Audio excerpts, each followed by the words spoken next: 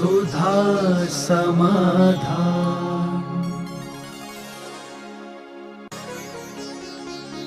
नमोस्तु गुरुदेव। जब आत्मा शरीर धारण करता है तब वह शुद्ध होता है अथवा अशुद्ध होता है? आत्मा कभी शरीर से रहित हुआ ही नहीं है, तो शरीर से क्या मतलब? कोई ना कोई शरीर होता है। शरीर 7 प्रकार के शरीर होते हैं: औदारिक, वैक्रियक, आहारक और कार्मण। औदारिक मिश्र, वैक्रियक मिश्र और आहारक मिश्र। इस 7 शरीरों में कोई ना कोई शरीर आत्मा के साथ सदा रहता है। पूज्य उमा स्वामी महाराज ने कार्मण और तेजस शरीर के संबंध में एक सूत्र दिया, अनादि संबंधेश्च। अनादि काल से आत्मा इस शरीर सहित है, इसलिए कभी शरीर रहित हुई नहीं है, तो शुद्ध कभी हुई नहीं। जिस दिन शरीर से रहित हो जाएगी उस दिन आत्मा शुद्ध हो जाएगी, फिर पुनः वो शरीर धारण नहीं करेगी। संसार अवस्था में सदा कोई ना कोई शरीर आत्मा के साथ, मरने के बाद भी यह शरीर छूट गया, लेकिन कार्मण कायोग और तेजस शरीर, ये 2 शरीर तो उनके साथ हैं, वह भी पौद्गलिक हैं। फर्क कितना है ये अपनी आँखों से देखने में आ रहा है। वो परम परम सूक्ष्मम, सूक्ष्म होने से वह शरीर आँखों का विषय नहीं है, लेकिन है वो भी मूर्ति की ही है, शरीर ही है। नमोस्तु गुरुदेव। वास्तव में शिक्षा का अभिप्राय क्या है? शिक्षा शब्द का अभिप्राय है जो हम होना चाहते हैं उस संबंध में ज्ञान प्राप्त करना। तो शिक्षा हमें क्या बनना चाहते, पहले तो ये निर्णय करें। जो हम बनना चाहते हैं उसकी शिक्षा लेवें।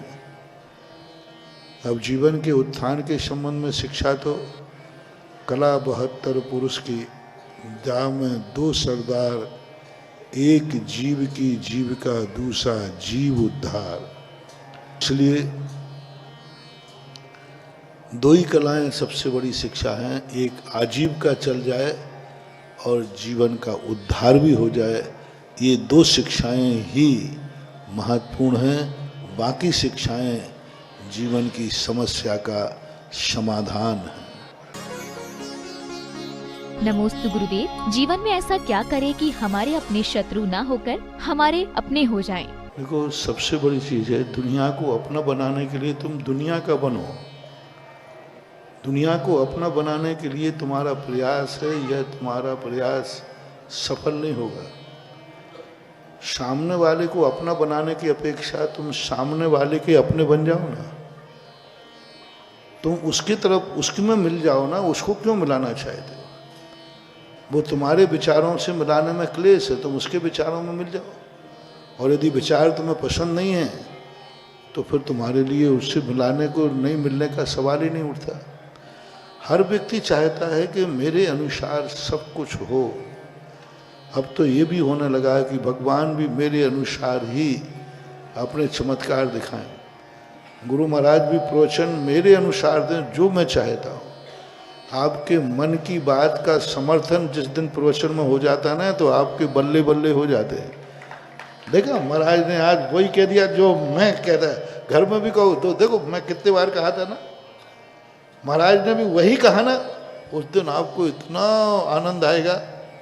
यही तुम्हारी भूल है। हम हर चीज को अपने अनुसार चाहते हैं। हम चाहते महाराज भी हमारे अनुसार ही चलें, हमारे अनुसार ही बोलें, हमारे अनुसार भी कहें, हमारे अनुसार ही सब। एक बेटा चाहता है कि माँ बाप मेरे अनुसार चलें, मेरे लिए चलें, मेरे लिए कमाएं, मेरे लिए जिएं। हर बेटे की ये तमन्ना। और जब जब ये तमन्ना आती है, इसी का नाम है दुर्योधन नीति। जब तुम्हारे मन में, एक दिन मैंने प्रवचन दिया था, जब तुम्हारे मन में आए कि मेरा गार्जियन, मेरे माँ बाप मेरे अनुसार चले, मेरे गुरु मेरे अनुसार चलें, मेरे भगवान मेरे अनुसार चलें, समझ लेना तुम दुर्योधन के अवतार हो। दुर्योधन ने यही चाहा अपनी जिंदगी में, ताजश्री मेरे अनुसार, द्रोणाचार्य सब मेरे अनुसार चले। और श्री राम ने सदा ये चाहा, मेरे बड़े मेरे अनुसार न चलें, मैं सदा उनके अनुसार चलूं।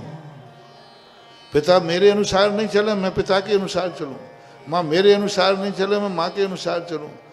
गुरु मेरे अनुसार नहीं चलेगा, मैं गुरु के अनुसार चलूंगा। तो ऐसा परिणाम यदि तुम्हारे मन में आ गया तो समझ लेना तुम बहुत बड़ी शक्ति हो, बहुत सारे जगत के तुम होने वाले हो। सारा जगत तुम्हारा हो जाएगा, तुम जगत के हो जाओ। तुम अपना लक्ष्य बनाओ कि मैं सारे जगत का होके रहूंगा, तो तुम सारे जगत के हो नहीं पाओगे, उसके पहले ही सारा जगत तुम्हारा हो जाएगा। बस अपने अनुकूल हर व्यक्ति चाहेगा। एक बार एक व्यक्ति ने कहा, बोले महाराज जी आप प्रवचन में कई बार बहुत कठोर बोल देते हैं, बहुत कठोर बोल देते हैं। मैंने गलत तो नहीं बोलते, नहीं गलत तो नहीं बोलते, लेकिन कठोर बोल देते हैं। मैंने कहा ठीक बात, कल से मैं बहुत अच्छा बोलूँगा। तुम्हें 8 दिन तक मैंने इतना मीठा बोला, इतना मीठा बोला, इतना मीठा बोला कि 8वें दिन आ गया। बोले महाराज जी 7-8 दिन से प्रवचनों में मजा नहीं आ रहा है। मैंने क्यों? बोले महाराज जी मजा ही नहीं आ रहा है। मैं समझ गया, मीठा कितने दिन खा पाओगे? मीठा अच्छा लगता है ना, और 2-4-8 दिन रेगुलर मीठा परोसा जाए तो उल्टी होना चालू हो जाएगी। मैंने कहा भैया वो प्रवचन तो आपने मना किए थे। अगर नहीं महाराज जी अब वो समझ गया मैं, अब मजा ही नहीं आ रहा प्रवचन में। आपके प्रवचन में वो जो तिलमिला बढ़ती थी वो तो मजा ही नहीं आ रहा। मैंने कल से शुरू कर दूंगा। तो ये है, सारी दुनिया दृष्टिकोण अपना बनाती, मेरा दृष्टिकोण ये है, और हम हर दृष्टिकोण हर व्यक्ति पर थोपना चाहते हैं। हमने हर वस्तु पर अपनी वासना को निमज्जित कर दिया है। मुझे इससे ये मिलना चाहिए, मुझे इससे ये मिलना चाहिए, ये व्यक्ति ऐसा चले, मेरा बेटा ऐसा चले, मेरा बाप ऐसा चले। ये जो तुम्हारी कल्पनाएं हैं, बस इसी कल्पनाओं के कारण से तुम कभी विकास नहीं कर पाओगे। तुम किसी को अपना नहीं बना पाओगे। अपना बनाने के लिए एक ही बात सोचना है, जो कहा जा रहा है उसको समझो। लक्ष्मण कहते थे गुरुजी वह पढ़ाओ जो मैं पढ़ना चाहता हूँ, और रामचंद्र जी कहते थे लक्ष्मण हम वह पढ़ेंगे जो गुरुजी पढ़ाना चाहते, जो वो पढ़ाना चाहते। गुरु की कभी कठोर भाषा भी अच्छी होती है, कभी कठोर भाषा भी अच्छी होती है। अच्छा शिष्य होगा, बोले नहीं यही भाषा ठीक है, क्योंकि वो गुरु के मुख से निकली हुई है। बनावटी भाषा मीठी भी होगी महानुभाव, वो हितकारी भाषा नहीं होगी, और सहज भाषा कड़वी भी होगी। मीठी भाषा बोलूं, मीठी भाषा बोलूं। 2 बालक थे, एक दोस्त था, दोनों का नाम रामचंद्र जी था, या दोनों का नाम कोई भी था। तो एक पड़ोसी का बेटा आया तो पिताजी कहते बेटा रामचंद्र जी आ गया, और उसका बेटा ए रमुआ कहाँ गया था? तो उसको बड़ा बुरा लगा कि पड़ोसी के बेटे को तो क्या बोल रहे हैं और मुझसे क्या बोल रहे हैं, तो उसको बहुत बुरा लगा। तो एक बार गुरु के पास पहुंचा, गुरु जी हमारे पिताजी ऐसा करते। बोले बेटा अंत में वसीयत किसको मिलेगी, रामचंद्र जी को कि रमुआ को? हैं? वो बनावटी था, वो औपचारिकता है, और ये आत्मीयता है। बेटा है, ये हमारा दीपक है। तो जो बनावटी भाषा होती, कई लोग बनावटी भाषा बोलते हैं, बहुत मीठी बहुत प्यारी भाषा, चबा चबा के शब्द बोलते हैं, उनमें आनंद नहीं है, उनमें रस नहीं है, वे तुम्हारे लिए कभी प्रभावकारी नहीं होंगे। और जो बिल्कुल सहज बोलता है, एकदम सहज, कोई लिहाजा नहीं ये शब्द अच्छा है या बुरा है, जो आया कह दिया सहजता में, वो शब्द हमारे जीवन का उद्धार करते हैं। जो सहज बोलने वाला होता है उसका हृदय साफ होता है, और जो थोड़ा बना के बोलता है तो समझ लेना गणेता सांप होता है। नमोस्तु गुरुदेव, आजकल लोग पैर में काला धागा पहनते हैं, क्या ये उचित है? अब ये क्या है, ये तंत्र विद्या के अंतर्गत आता है। इसको हम मिथ्या तो नहीं कह सकते, लेकिन इसको सम्यक तो भी नहीं कह सकते। ये लोक व्यवहार हैं, साइकोलॉजी इफेक्ट। साइकोलॉजी को हम निषेध नहीं करते। साइकोलॉजी एक बहुत बड़ा विज्ञान है, जिसे मनोविज्ञान कहते हैं। झूठा नहीं है मनोविज्ञान, साइकोलॉजी झूठी नहीं होती, मनोविज्ञान है। तंत्र झूठा नहीं है, तंत्र सत्य नहीं होता है, लेकिन सत्य असत्य भी नहीं होता है। तो इस तंत्र रूप में कहते हैं कि नजर नहीं लग जाए, नहीं हो जाए, तो इसको मिथ्यात्व न मान करके लोग परंपराओं का है, तो इसके लिए निषेध तो नहीं करते। शुद्ध रहना चाहिए, कम से कम धुला हुआ हो। नमोस्तु गुरुदेव। श्रुत ज्ञान की परिणति के तहत 10 भिन्न पूर्वी एवं 10 अभिन्न पूर्वी साधुओं की जानकारी देने की कृपा करें। 10 अभिन्न पूर्वी वो कहलाते हैं जो भावलिंगी संत होते हैं। वो पूरे 10 पूर्वों को पूर्ण अध्ययन कर लेते हैं। जो अभव्य मिथ्या दृष्टि होता है वह भिन्न 10 पूर्वी होता है। भिन्न 10 पूर्वी सम्यक दृष्टि भी होते हैं, भावलिंगी भी होते हैं। जैसे प्रायोग लब्धि है, सम्यक दृष्टि भी जाता है, अभव्य भी जाता है। इसी प्रकार भिन्न 10 पूर्व एक सीमा है, वहाँ तक भव्याभव्य दोनों जाएंगे, भावलिंगी द्रव्यलिंगी दोनों जाएंगे, सम्यक दृष्टि मिथ्या दृष्टि दोनों जाएंगे। और वहाँ पर जैसे वो वहाँ पहुँचता है, एक पॉइंट है, एक अध्याय है, उस अध्याय का जैसे ही अध्ययन करता है विद्यानुवाद, भिन्न 10 पूर्वी का अर्थ है विद्यानुवाद।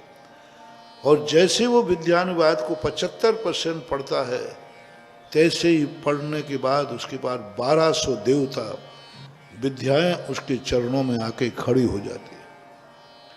1200 देवता एक साथ आ जाएंगे।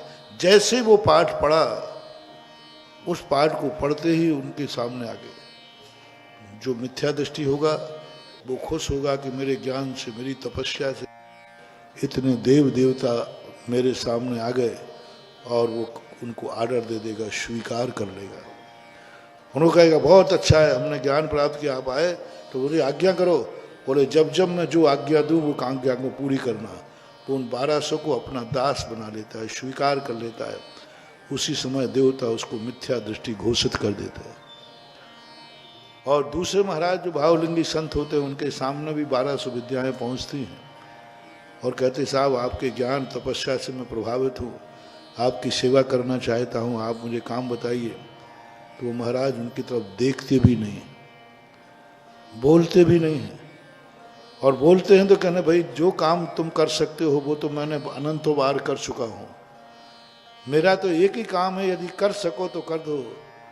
जन्म जरा मृत्यु रोग निवारण करना, इसकी दवाई हो तो बता दो। देवता हाथ जोड़ लेते, साहब इसकी तो कोई दवाई है ही नहीं, तो बाकी रोग तो हम खूब बराबर। और वो अपने ध्यान में लीन हो जाते हैं।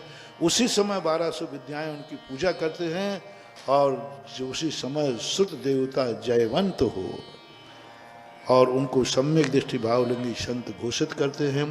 ये वहाँ पर एक परीक्षा का पॉइंट है, जिस पॉइंट पर ये निर्णय होता है।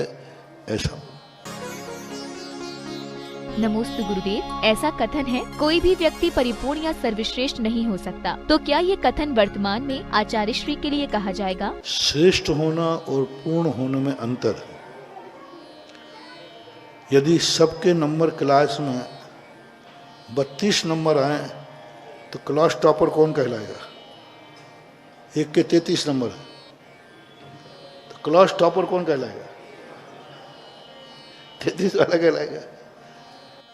और इसी प्रकार, और पूर्ण होना अलग चीज है। हमारे आचार्य श्री श्रेष्ठ हैं, इस युग में सबसे श्रेष्ठ हैं, इसमें कोई संदेह नहीं। ज्येष्ठ हैं, इसमें कोई संदेह नहीं। लेकिन हम पूर्ण नहीं कह सकते, क्योंकि पूर्ण पंचम काल में कोई हो ही नहीं सकता। एक बार पूज्यवर गुरुदेव से चर्चा हुई थी, तो उन्होंने कहा था आज पंचम काल में जघन्य लब्धि स्थान, सप्तम गुण स्थान का भी सर्वोत्कृष्ट स्थान है, वह आज पंचम काल के कोई मुनि आचार्य उसको नहीं छू सकते। ये तो हुआ सिद्धांत, ये तो हुआ सिद्धांत। अब श्रद्धा और भक्ति से पूछो तो मेरे आचार्य हमारे लिए कलिकाल के सर्वज्ञ हैं, तीर्थंकर हैं, भगवान हैं। श्रद्धा में भगवान है, लेकिन श्रद्धा से भगवान मानने पर सिद्धांत तो नहीं बदल जाएगा ना। सिद्धांत तो नहीं बदल, भक्ति में हम उनको भगवान कह सकते हैं, पूर्ण कह सकते हैं, लेकिन जब सिद्धांत की कसौटी पे कसेंगे तो सिद्धांत तो एक एक नंबर को गिनता है, वहाँ श्रद्धा और भक्ति काम नहीं करती। तो सिद्धांत की अपेक्षा वो श्रेष्ठ हैं लेकिन पूर्ण नहीं है। अपनी श्रद्धा की अपेक्षा श्रेष्ठ भी हैं और पूर्ण भी।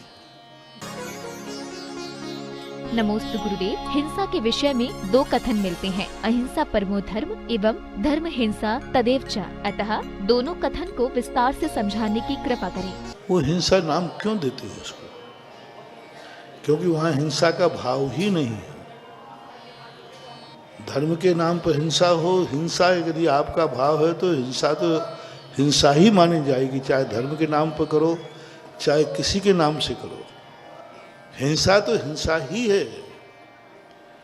एक हिंसा शब्द का अर्थ है प्रमत्त योगात प्राण विप्रोपणम हिंसा। जो प्रमादवश किसी के प्राण लिए जाते उसको हिंसा है। और जो हिंसा करने का भाव नहीं है फिर भी हिंसा हो जाती है, उसके लिए हिंसा नहीं कहा। मर्दो वा जीदो वा हिदाचार से नचिता हिंसा पैदस्य नथि मंदो हिंसा मृत्यण समिदस्य। साधु चल रहा है, देख के चल रहा है, पैर से जीव मर गया, जीव तो मरा, लेकिन वो हिंसा की कोटि में नहीं आएगा, क्योंकि वहाँ मारने का भाव भी नहीं था और सावधानी भी पूरी। आपके यहाँ भी एक्सीडेंट में किसी पीछे के चाक से एक्सीडेंट हो जाए तो उस पर कुछ अलग भाव होता है, कोई वो तो आगे देखेगा पीछे थोड़ी देखेगा। तो इसी प्रकार से धर्म के नाम पर हिंसा यदि आप कर रहे हो तो वो हिंसा ही है, लेकिन हिंसा करने का भाव नहीं है, आप पूर्ण सावधान हैं, फिर भी जीवों की हिंसा होती है तो आपका परिणाम न होने से वो हिंसा की कोटि में नहीं आता है। सुधा समाधान